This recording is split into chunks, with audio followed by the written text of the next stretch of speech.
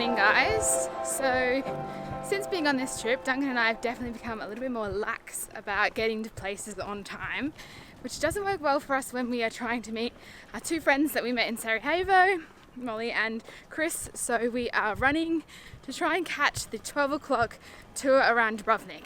For anyone who's been to Dubrovnik will know the streets are crazy narrow and twisty and turny. Midday bell's just going, which means the tour has just started. We've still got an ETA of 5 minutes. But walking tours never start on time, and they always blab on for 5 minutes telling you their name and stuff, and they'll be fine. Oh yeah, Game of Thrones. Get ready. Awesome news guys, we made it to the free walking tour and we found our friends, but sadly it is a booking today, so we won't be able to be jumping on the free walking tour. But this is Chris, Maddie and Molly. Hello! So Chris, the legend himself, will be touring us around instead. Absolutely, we're going to start with a little historical tour, get to go see the heights of the wall, and it'll be a fabulous examination of the city.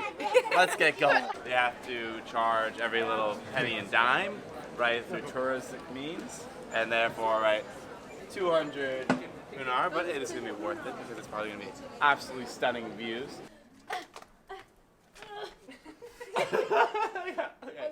It costs 45 Aussie dollars per person to get to the top and to walk around the walls, so we bailed. Yeah. Spike and a rope. Have you got one for us? We're trying to sneak up. We might keep walking around and see what's possible. We couldn't find a way up onto the wall, but we found a way through the wall at this really awesome spot out here, just on the outskirts of the old town. And there's a small cliff jump, maybe 10 meters high. Chris actually jumped, we didn't do Mostar together, but he jumped off of the massive 27 meter high bridge in Mostar. So this is child's play for him. So we left the water, heading to find some lunch. These guys have a kayak tour booked. We are just going to mooch around and explore. For those of you who don't know, Dubrovnik was one of the main filming locations for the TV series Game of Thrones. Wow, an amazing city. Also, we've got a couple of new actors on the rise, upcoming actors, Molly and Maddie, and yeah, a little retake of one of the big impacting scenes on Game of Thrones. Check it out. Shame! Shame! Shame! This woman has committed crimes against the crown! Vegan ice cream. You don't come across it often. Multiple flavours, delicious. I licked yours while you were sorting the camera. I got lemon and a strawberry. You? Oh, how good's that lemon? Oh, that lemon. Yum. Passion fruit and forest berries.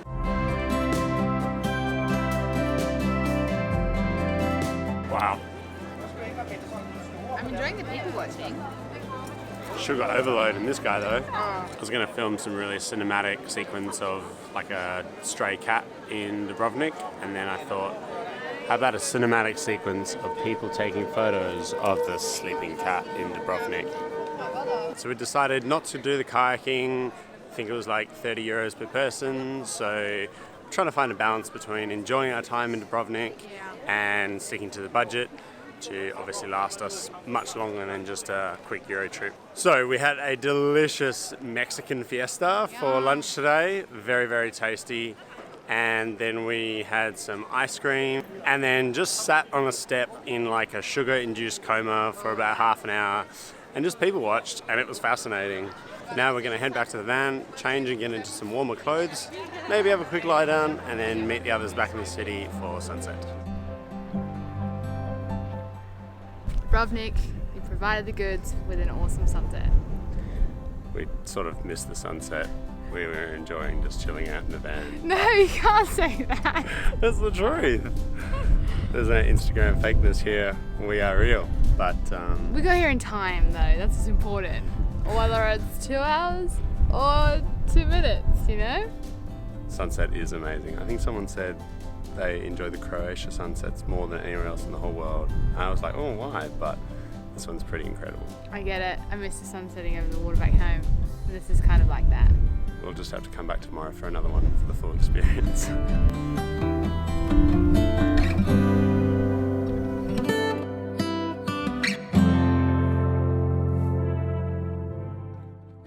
It's now 1:30 in the morning. We finished an amazing dinner and had drinks with friends. We're now leaving Dubrovnik city. It's weirdly quiet. This is strange. There were thousands of people here before, and now just us and the wind. Sleepy time. Time to sleep. Okay. Good night. Good night. Pile gate. And on the other side you have Croatia gate. These are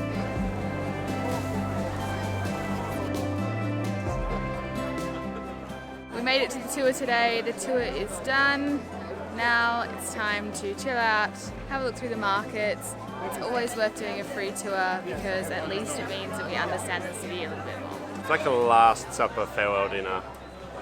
Bye friends. We'll enjoy the food though. We just said goodbye. Oh my god, there's a step there. We just said goodbye to Chris. Super sad to say goodbye to him. He's off to Paris, and we're about to say goodbye to Natty and Molly. They're catching a ferry to Hvar, and then we're going to jump in the van and go to the island of Miljet. I think that's how you say it. Big national parks out there. It was really nice hanging out with other people. I'm pretty over hanging out with Caylin. Hey!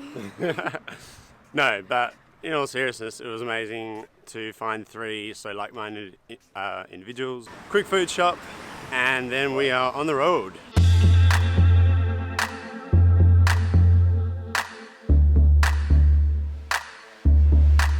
We've boarded the ferry to Miljet. Just gonna have a quick look around, and then it will be a good night to you guys, and we'll see you tomorrow morning in Miljet.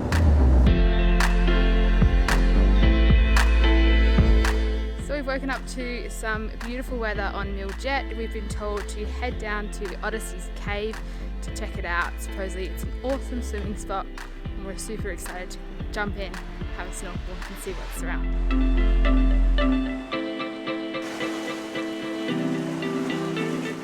A lot of people actually swim into the cave, but the tidal fluctuation is high today. I think it's a hard path, but we'll definitely get in the water and have a swim about, I think. What do you reckon? Yeah, I think it'll be clear. Just maybe we won't get too close to that bit.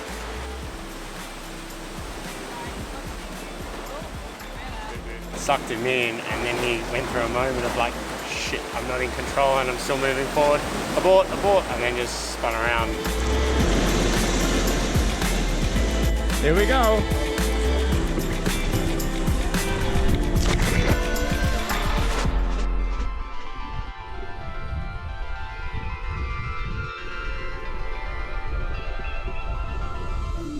I feel like our next challenge is getting out.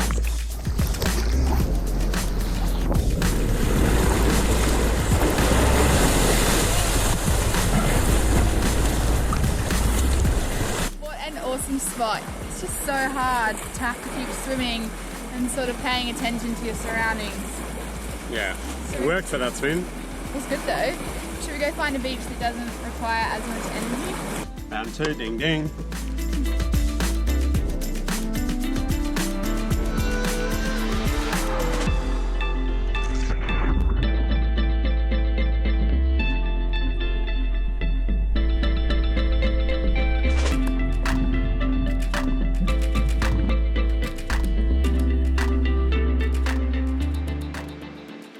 Okay, so we have made it to the national park side of Miljet, grabbed our bikes, which we haven't used enough. Duncan's had a flat tire, so we need it pumped up. I'm gonna go for a ride around what they call sort of salt lakes, but really it's just an inlet or an outlet. Like a lagoon, I think. Lagoon sort of to the ocean. Right.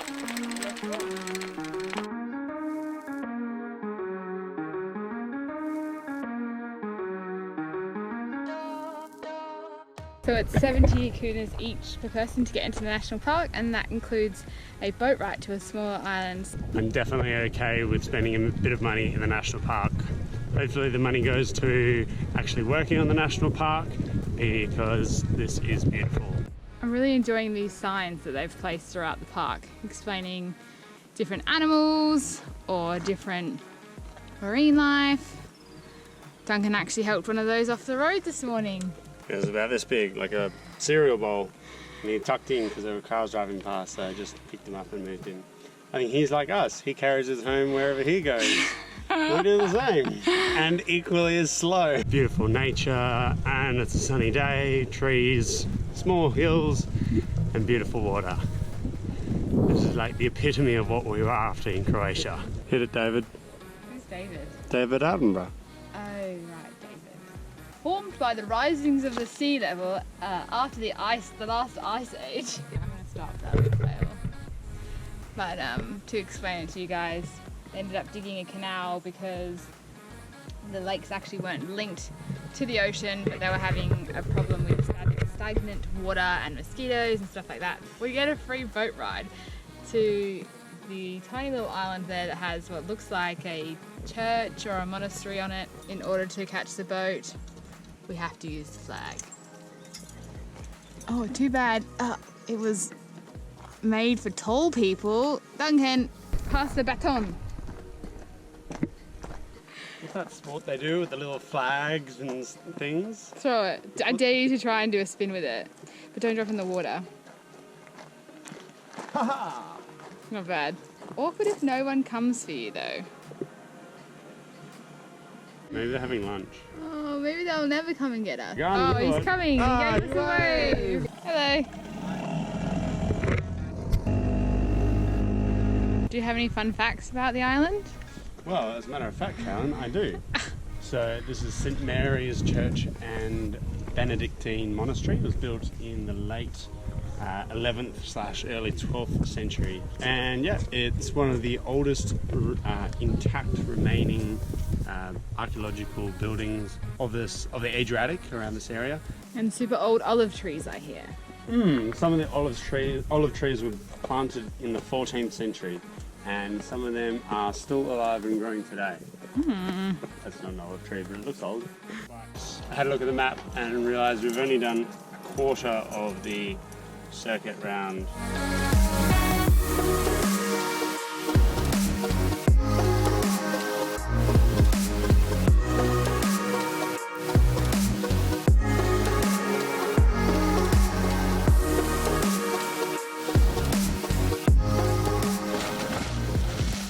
Enjoyed our swim, even if the water was a little bit cold. It's 4 o'clock, so I think we've got at least half an hour, 45-minute ride ahead of us, and then back to the van. And then we've decided we're going to leave the island tomorrow, and then, spoiler alert, I think tomorrow we're going to Montenegro.